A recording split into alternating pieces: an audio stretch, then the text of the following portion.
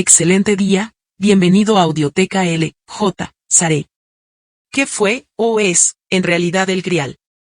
Este libro desgrana, capítulo a capítulo, la historia de las leyendas del Santo Grial, uno de los mitos históricos que más literatura ha generado. Los personajes de este libro son evangelistas desmemoriados o tergiversadores de la realidad, reyes de cuento que existieron en realidad, pero tal vez sin ser coronados. Oscuros caballeros templarios que renegaron de la cruz mientras el poeta les convertía en custodios del Grial, cátaros que se llevaron a la hoguera su secreto, curas que encontraron tesoros y otros sacerdotes que fueron asesinados tal vez por saber más de lo conveniente, fanáticos nazis embarcados en expediciones arqueológicas que pudieran conceder al Reich la magia del Grial. Tras la lectura de esta crónica negra es posible que se le emborrone la representación del Grial como el cáliz con el que Jesús instauró la Eucaristía en la llamada Última Cena. ¿Acaso es posible que el Grial existiera antes de Cristo?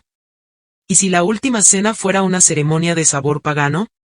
¿Tenían un Grial los celtas y otros pueblos?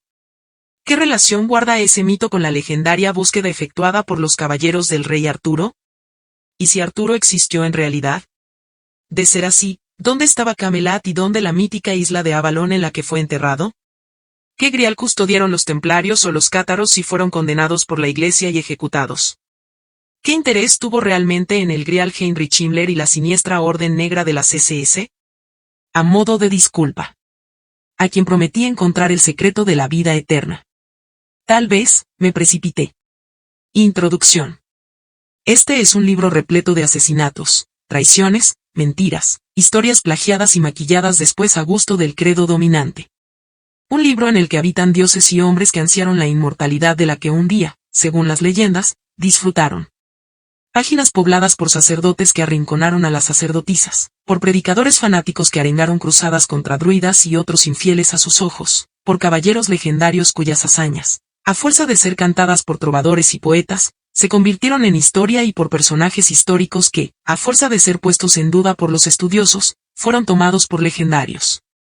Los personajes de este libro son evangelistas desmemoriados o tergiversadores de la realidad, reyes de cuento que existieron en verdad, pero tal vez sin ser coronados, oscuros caballeros templarios que renegaron de la cruz mientras el poeta les convertía en custodios del Grial, cátaros que se llevaron a la hoguera su secreto, curas que encontraron tesoros y otros sacerdotes que fueron asesinados tal vez por saber más de lo conveniente, fanáticos nazis embarcados en expediciones arqueológicas que pudieran conceder al Reich la magia del Grial.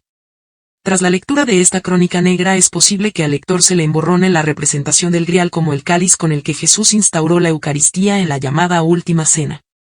¿Acaso es posible que el Grial existiera antes de Cristo? ¿Y si la Última Cena fuera una ceremonia de sabor pagano? ¿Tenían un Grial los celtas y otros pueblos? ¿Qué relación guarda este mito con la legendaria búsqueda efectuada por los caballeros del rey Arturo? ¿Y si Arturo existió en realidad? De ser así, ¿dónde se encontraban Camelot y la mítica isla de Avalón en la que fue enterrado?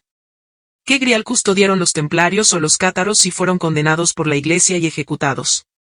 ¿Qué interés tuvieron realmente en el Grial Heinrich Himmler y la siniestra Orden Negra de las SS? Este es un libro plagado de interrogantes que deseo compartir. No pretendo que sea una obra irreverente, pero tampoco complaciente. Por ese motivo anticipo al lector mi convicción de que la historia del Grial y su búsqueda es en realidad la historia de un símbolo que fue pasando de una religión a otra. El hombre lo anheló desde mucho antes de Jesús y creyó encontrarlo en calderos mágicos, en cuencos que proporcionaban la vida eterna o en piedras fabulosas. Y no dudó en matar por conseguirlos. Existen numerosas leyendas que hablan de una edad de oro, un tiempo en el que el hombre era inmortal, hasta que su suerte cambió. Fue aquel el último día del Edén, la infausta jornada en la que las manzanas de oro del jardín de las Hespérides se pudrieron súbitamente, la hora en la que la Atlántida desapareció. El hombre se convirtió entonces en un ser caduco, consciente de su decrepitud, incapaz de huir de su vivo retrato cada vez más ajado ante el espejo. Y desde entonces anheló regresar al tiempo perdido. La inmortalidad era algo experimentado anteayer, en aquellos primeros amargos días, pero el paso del tiempo marchitó las esperanzas, aunque no consiguió erradicar el viejo sueño ni pudo evitar la desesperada búsqueda de un camino de regreso al origen. Y a la meta que aguardaba al final del camino la llamaron Grial. Capítulo 1. La Cena del Grial. La historia del Grial está alfombrada de cadáveres, trenzada con mentiras y traiciones. Su búsqueda nos arroja a un sendero donde encontraremos rastros de sangre y el eco del dolor desde el primer capítulo. La aparición de ese símbolo en la historia del cristianismo está envuelta en la confusión si se leen con atención los evangelios.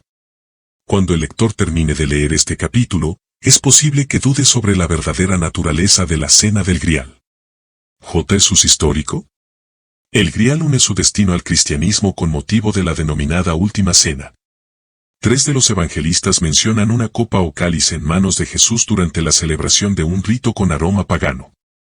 Lucas habla de una copa, LC 22, 17 a 18, mientras que Marcos, MC 14, 23, y Mateo, MT 26, 27, mencionan un cáliz. Pero para que podamos admitir la relación entre el cáliz maldito y el cristianismo es preciso dar por sentados varios supuestos. El primero de ellos es admitir la existencia histórica de Jesús de Nazaret, pues sin esa piedra es imposible construir el resto del edificio. En segundo lugar, si sorteamos esa dificultad, aceptar que el Jesús histórico tenga algo que ver con el que retratan los evangelistas, toda vez que no parece existir ningún escrito del propio Jesús y cuanto sobre él se relató tuvo por fuentes la tradición oral. Y, por último, aprobar la capacidad de los evangelistas como biógrafos del personaje. Sin esos 3 supuestos no habría opción de perseguir un grial cristiano, salvo que, como ya veremos, persigamos en realidad un mito viejo vestido ahora con ropajes nuevos. Si consideramos los textos evangélicos como obras partidistas, es decir, escritas desde la fe y no históricas, lo cierto es que las referencias sobre Jesús por parte de autores clásicos no son demasiadas. Para probar su existencia, habitualmente se esgrime una cita atribuida al historiador judío romanizado Flavio Josefo escrita hacia el año 93 después de Cristo. Se trata del pasaje incluido en el capítulo 18 de su obra Antigüedades Judías, Antiquitates Judaicae, en el que se puede leer, por ese tiempo apareció Jesús, un hombre sabio, si es que es correcto llamarlo hombre, ya que fue un hacedor de milagros impactantes, un maestro para los hombres que reciben la verdad con gozo, y atrajo hacia él a muchos judíos, y a muchos gentiles además. Era el Cristo. Y cuando Pilato, frente a la denuncia de aquellos que son los principales entre nosotros, lo había condenado a la cruz, aquellos que lo habían amado primero no le abandonaron, ya que se les apareció vivo nuevamente al tercer día, habiendo predicho esto y otras tantas maravillas sobre él los santos profetas. La tribu de los cristianos, llamados así por él, no ha cesado de crecer hasta este día. Las frases que aparecen entre paréntesis en esa cita son aquellas que muchos especialistas consideran difíciles de admitir y sostienen que son interpolaciones posteriores realizadas por manos cristianas. De este modo, el conocido como testimonio flaviano, al igual que el propio Grial y la vida misma de Jesús, se convierte en objeto de polémica. Recuerdan los escépticos que Orígenes, 185 a 254 DC, uno de los padres de la Iglesia, señaló que Flavio Josefo no era cristiano, por lo que resultan difíciles de creer las afirmaciones anteriores del historiador judío en las que da por cierta la resurrección de Jesús. Hay varias objeciones más que se pueden argumentar en contra de la autenticidad de este texto, de igual modo que sus defensores han pugnado por hacer ver lo contrario. No obstante, parece que la opinión mayoritaria es la que mira con escepticismo el texto de Josefo, especialmente cuando en 1971 salió a la luz una traducción al árabe de ese fragmento atribuida a Agapio de Hierápolis y que data del siglo X después de Cristo en la que, según autores como James Charlesworth, podemos leer la versión original de Josefo, sin interpolaciones, en este tiempo existió un hombre de nombre Jesús. Su conducta era buena y era considerado virtuoso. Muchos judíos y gente de otras naciones se convirtieron en discípulos suyos. Los convertidos en sus discípulos no lo abandonaron. Relataron que se les había aparecido 3 días después de su crucifixión y que estaba vivo. Según esto, fue quizá el Mesías de quien los profetas habían contado maravillas. En el capítulo 20 de la misma obra aparece una mención indirecta a Jesús, puesto que se cita la muerte de su hermano Santiago. Ananías era un saduceo sin alma. Convocó astutamente al Sanedrín en el momento propicio. El procurador Festo había fallecido. El sucesor, Albino, todavía no había tomado posesión. Hizo que el Sanedrín juzgase a Santiago, el hermano de Jesús, y a algunos otros. Los acusó de haber transgredido la ley y los entregó para que fueran apedreados. Este texto parece suscitar mayor consenso entre los especialistas. Además, la mención de Santiago como hermano de Jesús supone una evidente incomodidad para los creyentes en la virginidad de María, por lo que no parece probable que este párrafo hubiera sido añadido posteriormente por un cristiano. A estas dos citas de Flavio Josefo se puede sumar la referencia extraída de una carta de Plinio el Joven al emperador Trajano entre los años 100 y 112 después de Cristo en la que se lee, a propósito de los cristianos, Carmen que Cristo quasi Deo dicere. Y cantan un himno a Cristo, casi como a un Dios. Hacia el 116 después de Cristo, Tácito escribió, por lo tanto, aboliendo los rumores, Nerón subyugó a los reos y los sometió a penas e investigaciones. Por sus ofensas, el pueblo, que los odiaba, los llamaba cristianos, nombre que toman de un tal Cristo, que en época de Tiberio fue ajusticiado por Poncio Pilato.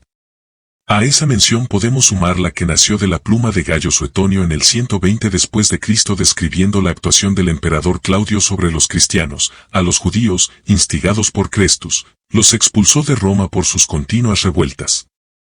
Y, básicamente, eso es todo. Para muchos no parece suficiente como para dar crédito a la biografía de Jesús que ofrecen los evangelios, si tenemos en cuenta que no están escritos desde la imparcialidad. No obstante, parece más fácil creer que el movimiento cristiano adornó con el oropel de viejos dioses a un hombre que creer que, además de hacer eso, se inventó de la nada al personaje. De modo que resulta difícil creer que Jesús no existiera, lo cual no quiere decir que sea sencillo encajar su realidad histórica con la segunda persona de la Santísima Trinidad que la Iglesia comenzó a construir en los siglos inmediatamente posteriores a su muerte. Algunos eruditos consideran que Jesús pudo haber sido uno más de los predicadores que, periódicamente, florecían entre los judíos. Ese fenómeno se intensificó especialmente tras la muerte de Herodes el Grande en el año 4 a.C. Esos oradores, envueltos en actitudes mesiánicas, encontraban eco entre el pueblo que se había rebelado contra Roma. Sus apocalípticos discursos en los que auguraban señales que precederían al rey libertador del pueblo de Israel terminaron por formar parte del paisaje. Incluso durante el reinado de Herodes el Grande apareció un tal Ezequías que se alzó contra el poder de los asmoneos. Tras la muerte de Herodes el Grande surgieron personajes como Judas el Galileo, o Judas de Gamala, como otros lo denominan, y que parece era hijo del citado Ezequías, a quien Herodes había eliminado. El discurso profético de este Judas no fue muy diferente al del pastor Atronges, que se concedió a sí mismo el título de Mesías y Rey de los judíos, enfrentándose a Roma. Su aventura fue cortada de raíz por el gobernador de Siria, Varo. A esta nómina de Mesías se pueden añadir los nombres de Teudas, que se las ingenió para reunir a gran número de seguidores junto al río Jordán con la pretensión de expulsar a Roma de Judea, a Eleazar, que encabezó una revuelta en el 52 después de Cristo, y a otros más cuyas aventuras nacionalistas terminaron cercenadas por las espadas romanas. Los discursos de todos ellos contenían ingredientes religiosos y políticos.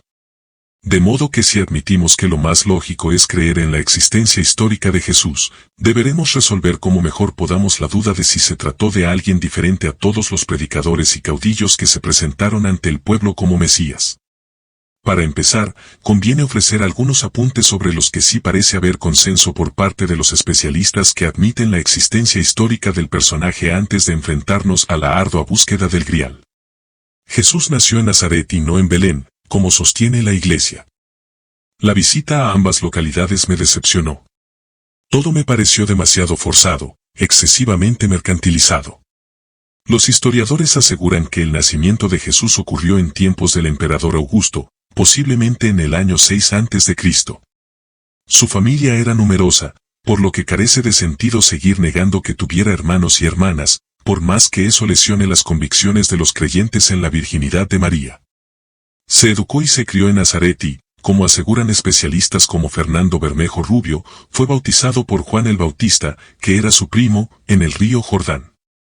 Las ideas del Bautista terminarían por ser claves en la futura prédica de Jesús, cuya religiosidad era absolutamente judía. Antonio Piñero, catedrático de la Universidad Complutense de Madrid y uno de los más reputados especialistas en el cristianismo primitivo, a quien citaremos con frecuencia en las páginas venideras, asegura que Jesús nunca quebrantó la ley de Moisés, sino que la interpretó a su manera como hicieron otros muchos rabinos de su época. Al igual que otros predicadores, como los que ya he citado anteriormente, Jesús anunciaba el inminente advenimiento del reino de Dios y a su alrededor reunió a una docena de discípulos que encarnaban el mítico número de tribus de Israel, puesto que, en opinión de Piñero, no era un predicador universalista, sino que ciñó y limitó su predicación a las gentes de Israel, excluyendo prácticamente a los paganos. A lo largo de su andadura mostró especial atención a los pecadores de su pueblo. A tenor de lo que sobre él se ha escrito, se admite que durante su vida pública protagonizó acciones taumatúrgicas, tanto que se podrían considerar mágicas o milagrosas. No obstante, tampoco serían una excepción en la tradición del mundo antiguo, sobre todo egipcio, donde se solía mencionar la existencia de sanadores con capacidades taumatúrgicas extraordinarias. Jesús priorizó los aspectos morales de la ley judía por encima de los rituales, lo que finalmente lo enfrentó a las autoridades judías. Justamente esas ideas lo conducirían ante la justicia y a la muerte tras haber denunciado la doble moralidad de los sacerdotes del templo cuando, en el último año de su vida, dejó Galilea y fue a Jerusalén a celebrar la Pascua. Antonio Piñero estima que el único propósito de aquel viaje era predicar sus ideas y no se trasladó a la capital del país con la intención de morir como víctima de un sacrificio en pro de la humanidad toda. Jesús fue condenado a morir en la cruz porque sus actuaciones y discursos alteraban el orden público, algo que ni Roma ni los sacerdotes judíos estaban dispuestos a permitir. Su ejecución tuvo lugar cuando era emperador Tiberio. En cuanto a la edad que tenía en el momento de su muerte, hoy día los especialistas estiman que debía de tener unos 40 años. Una de las graves carencias de los relatos evangélicos es, precisamente, la nula atención que prestan al contexto político en el que se enmarca la vida de Jesús y sin el cual resulta difícil comprender muchos de los incidentes que protagonizó enfrentándose a sectores religiosos judíos que, finalmente, lo conducirían a la muerte, no sin antes celebrar el ritual en el que se menciona el famoso cáliz. En aquella época se podían diferenciar en Palestina 4 poderes. Judea se había convertido en una provincia senatorial a cuyo frente Roma había puesto a Poncio Pilato.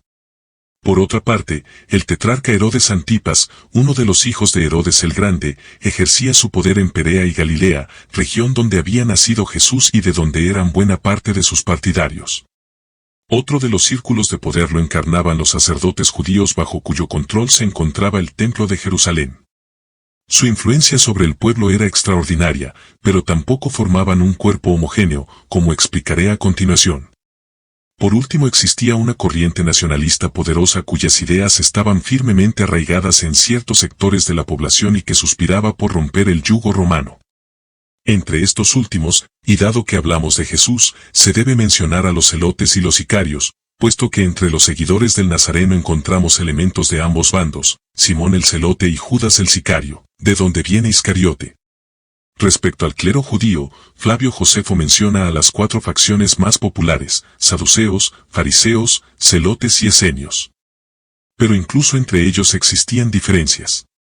El grupo de los saduceos recibía su nombre de Sadoc, el sumo sacerdote a quien el rey Salomón, 1000 años antes de Jesús, confió la liturgia del primer templo. La mayoría de ellos eran sacerdotes y proclives a la influencia helénica.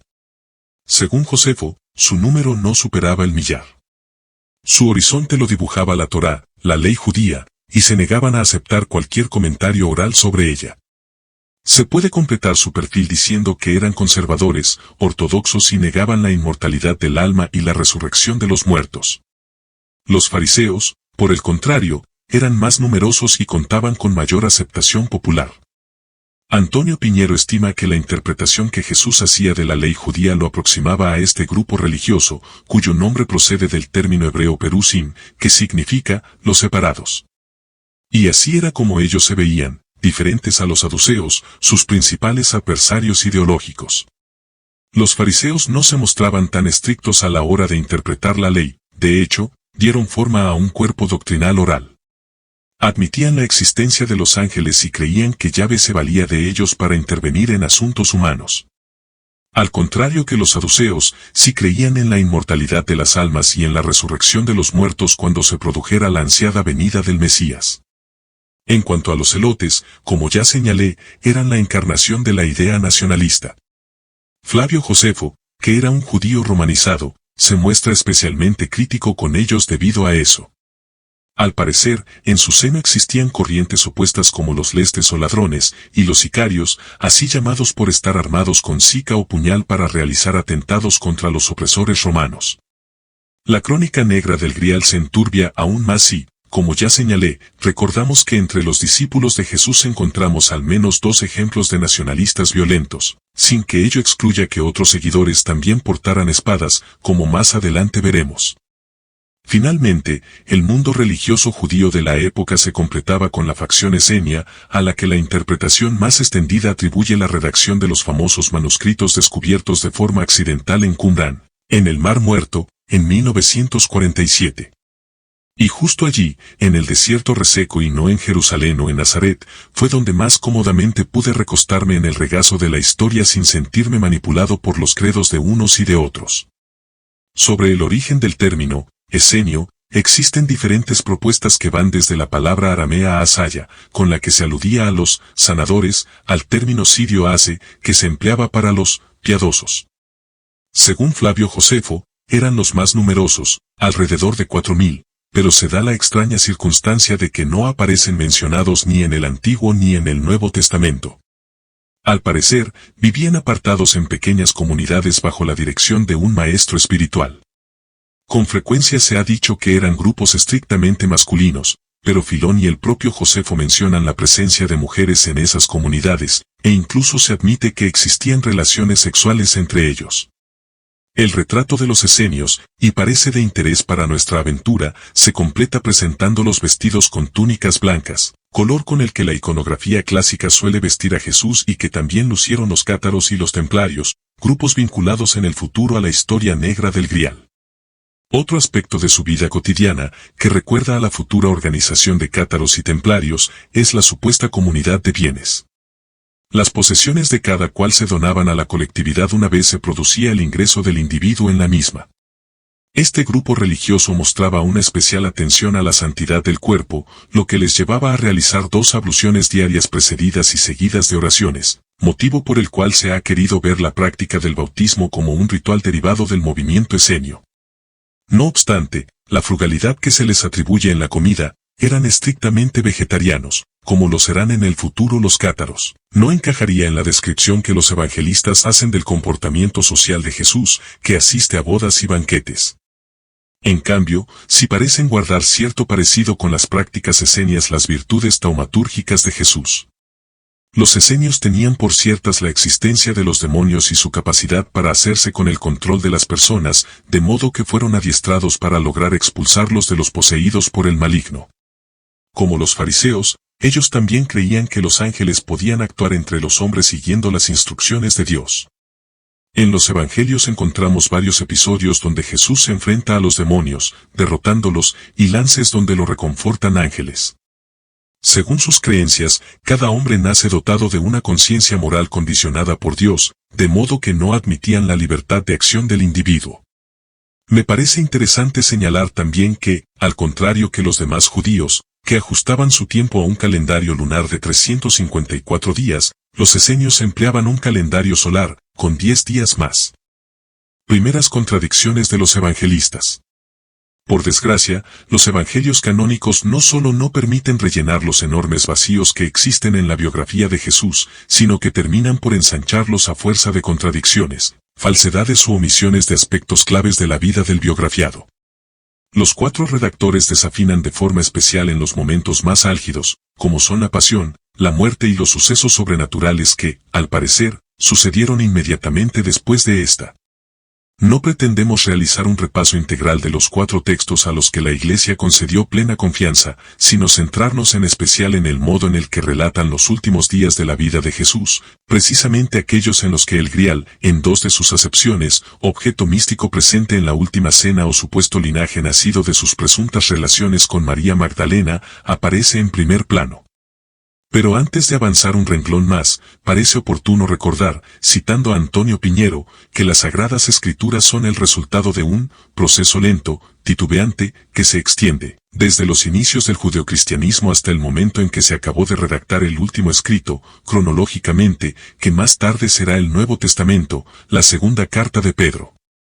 Fijando dicho proceso en un calendario, se trataría de un periodo comprendido entre los años 50 y 120 después de Cristo. Una extensión de tiempo demasiado grande como para evitar que se perdiera información trascendental teniendo en cuenta que, como ya se ha dicho, todas las palabras y hechos que se atribuyen a Jesús se depositaron exclusivamente en la tradición oral. En el siguiente capítulo, cuando repasemos las diferencias internas que nacieron en el seno de la comunidad que decía seguir las enseñanzas de Jesús, nos detendremos brevemente en el modo en que la ortodoxia censuró los numerosos textos que informaban sobre aspectos de la vida del hombre en torno al cual se organizó la incipiente iglesia. Y todo ello con el propósito de hacer ver cómo la historia del grial cristiano está alfombrada de cadáveres, literales y metafóricos, desde sus albores. En primer lugar convendría precisar que la palabra, evangelio, nada tiene que ver en su origen con la vida y obra de Jesús, sino que designaba al vocero de una noticia, la que fuera. Y puesto que existen 4 narradores de una misma información, no de 4 sucesos diferentes, se emplea el término, según, San Juan, San Mateo, etc. Sobre los 4 autores nos detendremos brevemente en el siguiente capítulo. Lo que nos interesa ahora es hacer notar el número alarmante de contradicciones, silencios interesados y tal vez mentiras que los 4 urden en sus relatos, lo cual podría hacer dudar también de si hubo o no última cena o si durante la celebración de la misma tuvieron lugar los acontecimientos que todos conocemos, entre los cuales se encuentra justamente la aparición de un cáliz o copa que la tradición posterior denominó grial. El episodio de la última cena se sitúa, según esos textos, en la postrera semana de la vida de Jesús, la que se extiende desde su entrada triunfal en Jerusalén, lo que la tradición cristiana denomina Domingo de Ramos, hasta el extraordinario suceso de la resurrección, el domingo siguiente.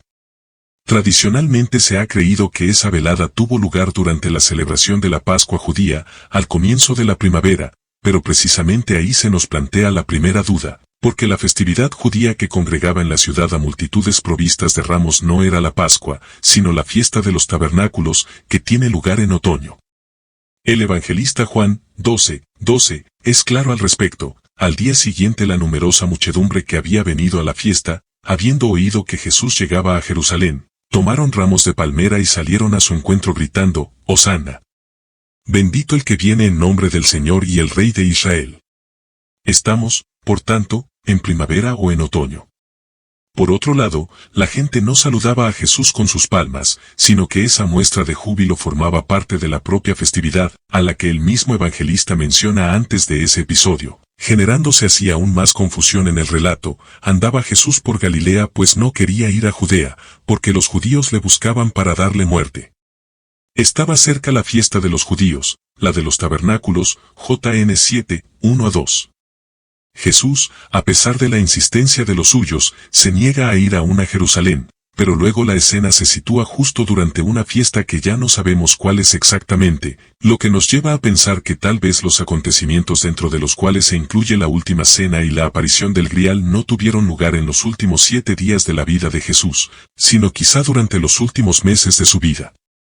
El evangelista Mateo, 26, 1-2, enmarca los acontecimientos durante la Pascua, pero, tras desvelar que los sacerdotes se habían confabulado para acabar con Jesús, su relato nos devuelve a la duda cronológica porque añade que los conjurados temían que el pueblo se alborotase si se prendía a Jesús durante la fiesta. De modo que no queda claro que todo ocurriera durante la Pascua. No obstante, quien firma su crónica con el nombre de Marcos, 14, 1-2, insiste en situar los acontecimientos en ese momento. Y lo mismo hace Lucas, que relaciona la cena del grial con la Pascua sin el menor titubeo, LC 22, 1 y 22, 7-8. ¿Pero realmente la cena del grial fue la cena de Pascua o se trató de un ritual diferente? La razón de este interrogante reside en el hecho de que los sacerdotes, a pesar de las precauciones que parecían tener a la hora de prender a Jesús durante la fiesta, instigan finalmente para que lo detengan durante la misma. Y, en segundo lugar, de nuevo Juan ayuda a la confusión cuando asegura que la famosa velada del grial se celebró, antes de la fiesta de la Pascua, JN 13, 1. Y aumenta nuestro desconcierto cuando leemos el versículo 28 del capítulo 18 de su crónica, donde relata la comparecencia de Jesús, ya detenido, ante Pilato, llevaron a Jesús de casa de Caifás al pretorio. Era muy de mañana. Ellos no entraron en el pretorio por no contaminarse, para poder comer la Pascua. Si los sacerdotes se negaron a entrar en el pretorio con el fin de poder celebrar la Pascua con la pureza que su ley requería, parece obligado interrogarse qué cena ritual había celebrado Jesús. Pesá, el nombre hebreo de la Pascua, era la conmemoración por parte de los judíos de la salida de Egipto guiados por Moisés. La palabra Pesá significa pasar de largo o protección, en recuerdo a la señal que los judíos pusieron en el exterior de sus casas por recomendación de su Dios para que el ángel exterminador enviado por Yahvé con la misión de dar muerte a los primogénitos egipcios no se equivocara, y entrara en sus hogares. Aquella noche por vez primera el pueblo judío comió pan sin levadura y se siguieron otras instrucciones que resultan de interés llegados a este punto de la trama del Grial. Me refiero a la orden expresa de Yahvé que prohibía a su pueblo salir de su casa hasta la mañana siguiente, según se lee en el Éxodo 12:22. Eso nos lleva a interrogarnos de nuevo sobre qué tipo de Pascua habían celebrado Jesús y los suyos, puesto que abandonaron el cenáculo y se dirigieron a Getsemaní, donde se produjo la detención del Galileo. Aún parece más inexplicable el comportamiento de los sacerdotes, en el caso de que realmente fuera aquella la noche de Pascua, porque Juan asegura que era muy de mañana, cuando condujeron a Jesús a casa de Pilato y para entonces ya había comparecido ante Caifás. En resumen, parece difícil admitir que la cena del Grial coincidiera con la Pascua judía, lo que invita a especular sobre qué tipo de ritual exactamente llevó a cabo Jesús y hasta qué punto los elementos que se emplearon en aquella velada, el pan, el vino y la copa que lo contenía, no eran sino el eco de antiguas voces, la sombra de viejos rituales ya celebrados en el mundo pagano. Y, de ser así, ¿qué simbolizaba exactamente el Grial?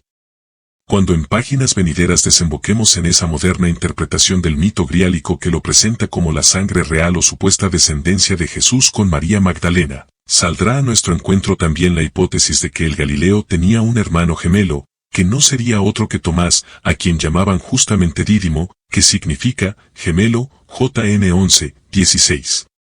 Esa aventurada propuesta podría fortalecerse en virtud del extravagante libreto que Jesús y los suyos parecen interpretar en Getsemaní tras la cena del Grial y que incluyó un beso de Judas a su maestro que sirvió para identificarlo ante la soldadesca romana que procedió a maniatarlo. ¿No era Jesús un personaje suficientemente conocido? ¿No había perturbado la tranquilidad y las relaciones cordiales entre Roma y el templo con sus prédicas? ¿Por qué era necesario ese beso para identificarlo? Es una escena que parece tener cierta importancia habida cuenta de que todos los evangelistas, a excepción de Juan, la mencionan. Es más, es Jesús quien da un paso al frente y se acerca a los soldados y les pregunta en 2 ocasiones, si Juan no miente, JN 18:4 y 7, a quien buscaban allí. Cuando ellos responden que buscan a Jesús de Nazaret, él se identifica, ellos retroceden con cierto espanto y finalmente lo prenden.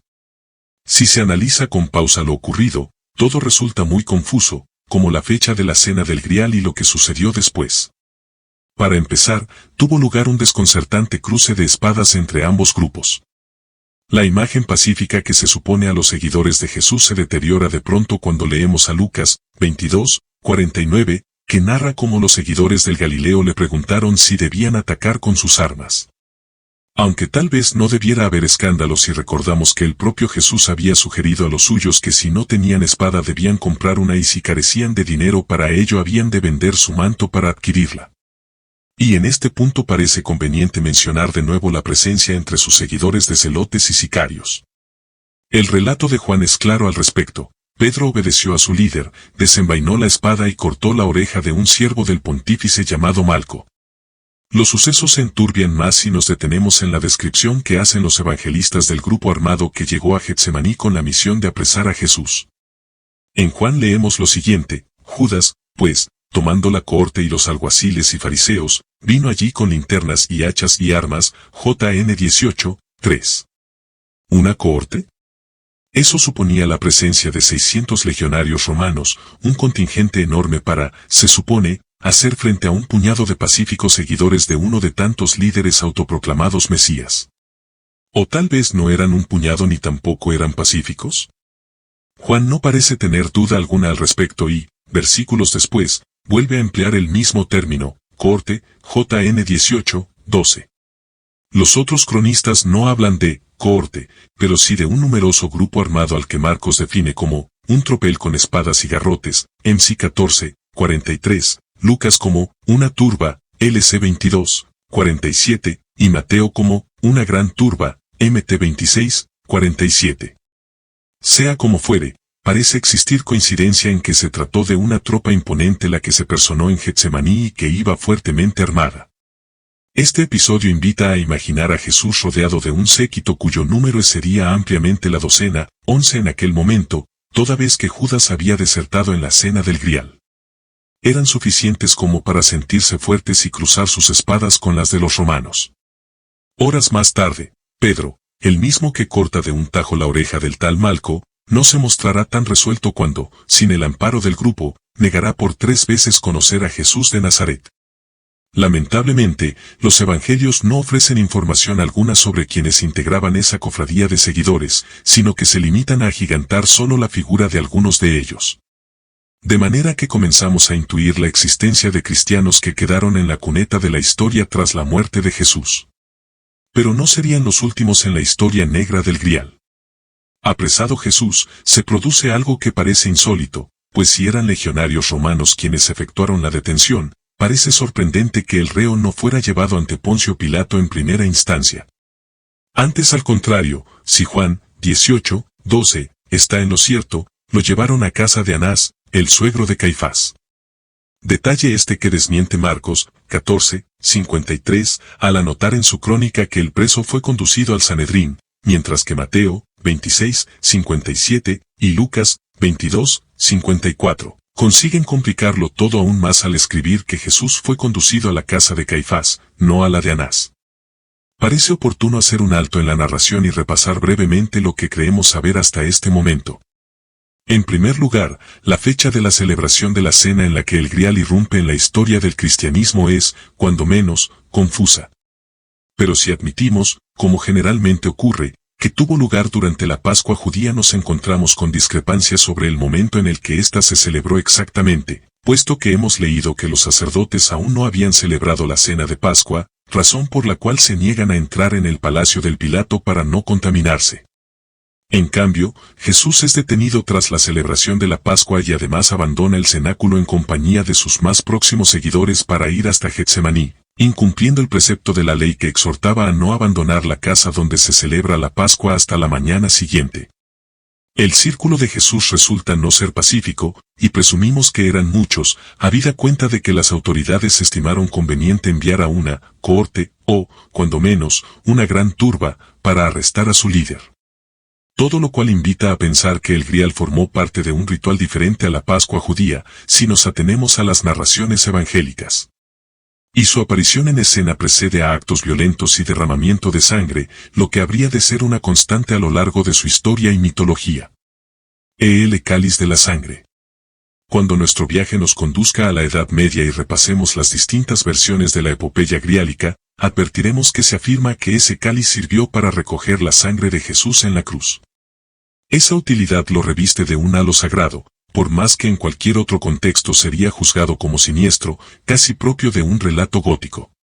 De manera que parece oportuno demorarse brevemente en los acontecimientos que condujeron a Jesús a su muerte y mencionar al hombre que, a decir de los trovadores, se hizo con el cáliz de la sangre, José de Arimatea.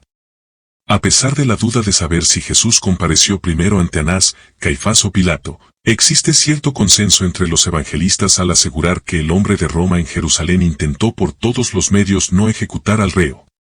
Si leemos a Lucas, 23, 14 y ss, advertimos el deseo de Pilato de dejar libre al reo tras interrogarlo, e incluso jugó una baza política al preguntar a la furibunda plebe si no deseaban que liberara a quien se decía rey de los judíos, JN 18, 39, pero no logró torcer la voluntad de los sacerdotes, que posiblemente habían hecho correr algunas monedas entre el populacho para que vociferara contra Jesús.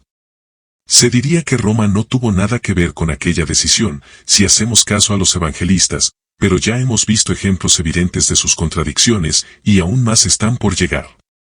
En realidad, parece probable que Roma deseara acabar con un agitador político como Jesús. Y así se entendería mejor la decisión que tomó Pilato poco después al ordenar colocar una tablilla en la cruz en la que se leía en 3 idiomas, griego, arameo y latín, que aquel reo era el rey de los judíos, de donde llegará a nosotros la versión reducida INRI, Iesus Nazarenus Rex Judaeorum, No creo que dar aquella orden fuera un mero capricho de Pilato ni tampoco que buscara vengarse de los sacerdotes por haberle obligado a condenar a Jesús. Lo más probable es que tanto Roma como el templo temieran a un sujeto que se había proclamado Hijo de Dios, pero también Rey de los judíos, como leemos en el Evangelio de Juan, JN 19:21. Jesús había sido sentenciado a morir en la cruz, en eso al menos los 4 narradores se ponen de acuerdo. También, coinciden a la hora de indicar dónde se llevó a cabo la ejecución, salió al sitio llamado Calvario, que en hebreo se dice Gólgota, donde le crucificaron, leemos en el Evangelio de Juan, 19:17-18. Mateo aclara a sus lectores que el término, Gólgota, significa, lugar de la calavera, Mt 27:33, precisión que también nos regala Marcos, 15:22. Lucas, por su parte, economiza al llegar a este punto y únicamente emplea el término Calvario, LC 23:33. Camino del Gólgota aparece en escena Simón de Cirene, a quien las autoridades obligan a ayudar a Jesús a cargar la cruz que llevaba sobre los hombros. Lucas, Mateo y Marcos, LC 23:26, MT 27:32, MC 15:21, mencionan al tal Simón de Cirene, pero los 3 se equivocan al escribir la palabra cruz en lugar de madero, porque en realidad los condenados a muerte solo cargaban a sus espaldas el madero transversal, patibulum. En el Gólgota estaban permanentemente clavados postes verticales, estipes, que completaban la siniestra silueta de las cruces. Un detalle que resulta crucial es el de la hora de la crucifixión y de la muerte de Jesús, puesto que algunos autores han especulado con la posibilidad de que el Galileo no estuviera muerto realmente cuando se autorizó su descendimiento. Plantean incluso que existió una trama en la que estuvieron involucrados personajes estelares en el mito griálico, de modo que nos parece oportuno detenernos un instante en ese problema. El evangelista Mateo no ofrece dato alguno sobre la hora de la crucifixión, pero sí lo hace sobre el momento en que Jesús muere, a las 3 de la tarde, según su versión. Desde la hora de sexta se extendieron las tinieblas hasta la hora de nona. Hacia la hora de nona exclamó Jesús con voz fuerte, Eli, Eli, lema sabachthani. Jesús, dando de nuevo un fuerte grito, expiró, Mt 27:45-50. Completa su relato indicando que a ambos lados del Nazareno fueron ajusticiados 2 bandidos. En cambio, Marcos, que también cita a los 2 bandidos, si se muestra seguro del momento en el que Jesús fue clavado a la cruz, era la hora de sexta cuando le crucificaron, MC 15:25. Coincide con Mateo en que el reo expiró a la hora de nona, las 3 de la tarde, y aporta el detalle de que en ese instante se cernió sobre la tierra una enorme oscuridad, MC 15:33 y SS. Aunque no aclara cómo pudo ocurrir tal anomalía. En el Evangelio de Lucas no hay referencia alguna a la hora de la crucifixión, pero sí coincide con los otros 2 textos sobre el momento de la muerte, las 3 de la tarde. En su crónica se menciona también la misteriosa oscuridad que cubrió Jerusalén, LC 23:44. De modo que podemos acotar los sucesos asegurando que lo crucificaron a la hora de sexta, las 12 de la mañana, y expiró a la hora de nona, las 3 de la tarde. Pero Juan contradice ese cálculo, dado que en su evangelio leemos que a la hora de sexta Jesús aún está declarando ante Pilato, era el día de la Parasceve, preparación de la Pascua, alrededor de la hora de sexta. Pilato dijo a los judíos, ahí tenéis a vuestro rey. Pero ellos gritaron, quita, quita. Crucifícale. JN 19:14. Si fuera Juan quien estuviera en lo cierto, los plazos se acortan formidablemente, puesto que tras la comparecencia de Jesús ante el romano vendría el episodio del letrero y el penoso tránsito hacia el Gólgota, de manera que si Jesús murió a las 3 de la tarde permaneció muy poco tiempo en la cruz. Y este es un detalle valioso para quienes especulan con la idea de una conspiración para salvar al Nazareno. El suplicio de la crucifixión era especialmente cruel por su lentitud. El reo quedaba fijado a los maderos mediante largos clavos que atravesaban sus muñecas y los 2 pies, uno sobre el otro. Esta posición dificultaba la respiración. Con el tórax oprimido, al desdichado no le quedaba otro remedio que apoyar todo su peso en las muñecas para lograr una pizca de aire. El resultado de semejante tormento era la aparición de la acidosis y tétanos en los músculos hasta que le resultaba imposible respirar y moría asfixiado. En algunos casos, el ajusticiado podía permanecer durante días padeciendo ese terrible tormento, salvo que se le quebraran los huesos de las piernas, lo que aceleraba la asfixia al no tener el reo modo de sostenerse más que por las muñecas. Pero ese no fue el caso de Jesús, pues en el relato evangélico se afirma que no le quebraron las piernas, aunque sí recibió un lanzazo en el costado, del que manaron sangre y agua, JN 19, 32-34. En definitiva, Jesús permaneció poco tiempo en la cruz en comparación con otros condenados. Si admitimos que lo clavaron a las 12 de la mañana, permaneció allí 3 horas. Y si la versión correcta es la de Juan y a las 12 de la mañana aún estaba enfrentándose a Pilato, ese plazo mengua mucho más. Es por eso que hay algunos escritores que se interrogan sobre si Jesús murió o no en la cruz. Ante el obstáculo que supone para esa teoría el hecho de que los textos evangélicos mencionen el lanzazo en su costado derecho, ellos señalan que no afectó al corazón del crucificado. Esta teoría de la conspiración, en la que intervendrían personajes vinculados a la corriente de opinión que plantea el Grial como sangre real, contempla la posibilidad de que Jesús ingiriera algún tipo de droga o adormidera que permitiera simular su muerte. Por más que parezca una teoría descabellada, nos vamos a detener en ella brevemente. Los defensores de esa idea recuerdan que, poco antes de morir, sus allegados acercan vinagre a los labios de Jesús. Lucas es el único que no menciona ese detalle que, por ejemplo, Mateo refiere así: luego, corriendo, uno de ellos tomó una esponja, la empapó de vinagre, la fijó en una caña y se la dio a beber, Mt 27, 48. La Iglesia asegura que los soldados bebían un brebaje que era una mezcla de agua y vinagre y ese sería el líquido que se ofreció a Jesús, pero quienes conjeturan con que hubo un plan preconcebido para salvar al Galileo hacen notar que, nada más mojar los labios, Jesús muere. El evangelista Juan menciona un botijo con vinagre que aparece de pronto en el relato. Añade que mojaron los labios de Jesús con ese brebaje y el Galileo expiró a continuación, JN 19, 29. El novelista Gerald Masery, el hombre que se convirtió en Dios, el complot de María Magdalena, especula con un plan trenzado por José de Arimatea, Nicodemo y María Magdalena que incluyó el correspondiente soborno a los soldados romanos para permitirles ofrecer un líquido al Nazareno que no sería exactamente vinagre, sino algún tipo de droga con la que se simuló su muerte. De este modo, le resulta fácil explicar la posterior resurrección. Para reforzar su teoría, esta línea de interpretación recuerda, como ya hemos indicado, que Jesús permaneció apenas unas horas en la cruz, según se infiere de los testimonios evangélicos. De hecho, Pilato se mostró especialmente extrañado cuando José de Arimatea solicitó audiencia para pedir hacerse cargo del cuerpo sin vida de Jesús. Sabía que los crucificados padecían una lenta agonía y le pareció sorprendente que el reo ya hubiera muerto, como reconoce Marcos 15, 44. Antonio Piñero plantea la posibilidad de que a Jesús lo hubieran crucificado el jueves y no el viernes. Eso permitiría alargar el tiempo que permaneció en la cruz, pero no es lo que dice la tradición. Si el profesor Piñero está en lo cierto, explicaría también por qué los sacerdotes no habían celebrado aún la Pascua cuando acuden ante Pilato, pero eso plantea el interrogante sobre la naturaleza real del ritual que Jesús celebró durante la Cena del Grial, dado que no sería la Pascua. La opinión generalizada, no obstante, es que Jesús fue crucificado un viernes y que debido a los suplicios previos a la crucifixión a los que fue sometido, latigazos con pérdida de sangre a la que se sumó la corona de espinas con la que cubrieron su cabeza y falta de alimento y agua durante muchas horas, su organismo se había debilitado extraordinariamente. Eso resolvería el problema de su prematura muerte en la cruz. No habría nada de extraño en ella, y mucho menos un astuto plan para simular su muerte.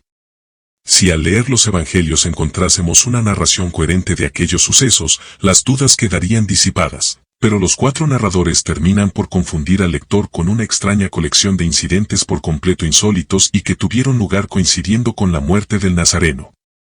En primer lugar, Mateo nos asombra asegurando que los difuntos salieron de sus tumbas, Mt 27, 51 y SS, y vinieron a la ciudad santa, y se aparecieron a muchos, Mt 27, 53. A continuación, los redactores de los evangelios manifiestan que toda la tierra quedó envuelta por una pavorosa oscuridad, sin que tengamos modo de saber nada más sobre la naturaleza de ese fenómeno ni sobre cómo pudieron saber los evangelistas que se extendió por el resto del mundo. Además, no parece que ese incidente extraordinario haya sido anotado por nadie más en otro lugar del planeta. Y sin dar respiro al lector, Mateo, Lucas y Marcos añaden un terremoto al relato que, entre otros desastres, provocó que la cortina del templo se rasgara. Juan, siempre diferente al resto, no menciona ninguno de esos insólitos sucesos, pero sí hace notar que él estuvo presente en el momento de la crucifixión, el que lo vio da testimonio, y su testimonio es verdadero. JN 19:35. Y parece extraño que siendo testigo presencial no mencione ni terremotos ni resucitados anónimos. De la cruz al sepulcro. Cae el telón sobre el capítulo no sin antes hacer mención de algunas de las personas que Juan, que ya hemos leído que se presenta a sí mismo como testigo presencial de la muerte de Jesús, asegura que lo acompañaron en ese lance histórico. Esa información nos parece de interés como avance de lo que será el comienzo del siguiente capítulo, donde se hablará de los cristianos silenciados y del legendario viaje del Grial a Europa. Juan, además de citarse a sí mismo bajo la metáfora del discípulo al que Jesús amaba, sitúa a los pies de la cruz a 3 mujeres. Estaban junto a la cruz de Jesús su madre y la hermana de su madre, María la de Cleofás y María Magdalena, JN 19:25.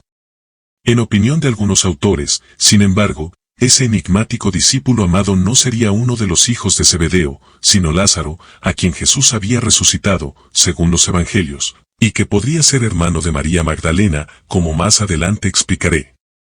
La versión de Mateo, 27, 55-56, no difiere sustancialmente de la de Juan.